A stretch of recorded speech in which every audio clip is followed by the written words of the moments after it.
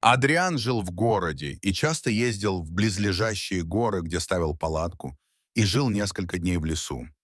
Кемпинг был для него не только развлечением, но и давал ему возможность провести некоторое время в одиночестве.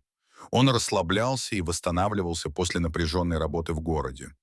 Но однажды случилось то, что навсегда изменило его жизнь. Когда он сидел перед своей палаткой, разжигая небольшой костер, Адриан услышал шум. Какой-то скулящий, пронзительный, стонущий звук. Мужчина провел много времени в этих горах, но никогда не слышал такого звука. Адриан встал и медленно пошел в том направлении, откуда, как он предполагал, исходил плач. Было, конечно, трудно определить источник шума, так как деревья приглушали шум. Но, наконец, Адриан увидел что-то такое, что заставило его удивиться. Перед ним лежали два крошечных тигренка. Им было всего несколько недель, и они выглядели ужасно беспомощными и беззащитными. Первой мыслью Адриана было взять их на руки и отвезти в безопасное место. Но он знал, что у них должна быть где-то мать. Может быть, она пошла за едой, а может быть, она была рядом и внимательно следила за Адрианом. Так или иначе, Адриан оставил детенышей там, где они были, чтобы избежать опасности быть атакованным их матерью. Однако через несколько дней стало совершенно ясно, что детенышей никто не ищет. Матери не было, и тигрята были предоставлены сами себе. Когда Адриан заметил, насколько они истощены, он понял, что должен действовать. Поэтому он упаковал свое походное снаряжение и подобрал двух плачущих тигрят. Когда Адриан вернулся домой, его встретила его кошка-принцесса. Она была красивой маленькой кошкой, которая родила несколько пометов котят. Адриан любил принцессу всем сердцем. Сидеть с ней по вечерам и гладить ее также было одной из вещей, которые помогали ему расслабиться после долгих и напряженных дней. Но когда принцесса увидела двух тигрят, ей сразу же стало любопытно. Она перевела взгляд с малышей на Адриана, словно спрашивая, кто они, откуда взялись и почему они здесь. У Адриана не было времени объясняться, потому что ему нужно было быстро кормить тигрят, чтобы у них был хоть какой-то шанс выжить. Принцесса смотрела, как Адриан кормит малышей. В этот момент кошка сделала что-то удивительное.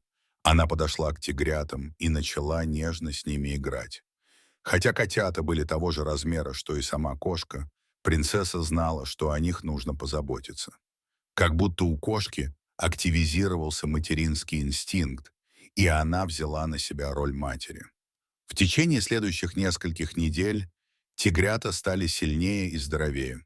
Они набрали вес, и у них стало больше энергии.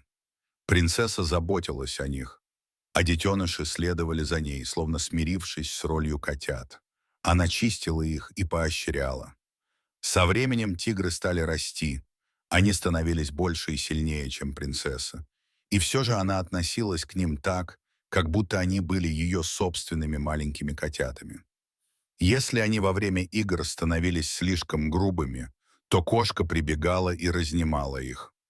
Адриан не переставал ухмыляться, когда видел, как его крохотная кошечка доминирует над двумя огромными тиграми, полностью командуя ими. К сожалению, настал день, когда тигры стали слишком большими, чтобы продолжать жить с Адрианом. Они становились все больше и часто портили вещи в доме. Кроме того, кормление животных стоило Адриану целое состояние. Поэтому он решил отвезти их в местный зоопарк и попросить позаботиться о них. С этого момента Адриан почувствовал сильную печаль. Особенно, когда он увидел грустное выражение лица своей кошки, когда они уезжали.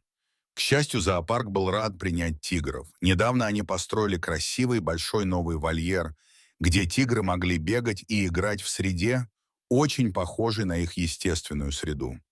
Попрощавшись, Адриан оставил тигров в профессиональных руках сотрудников зоопарка.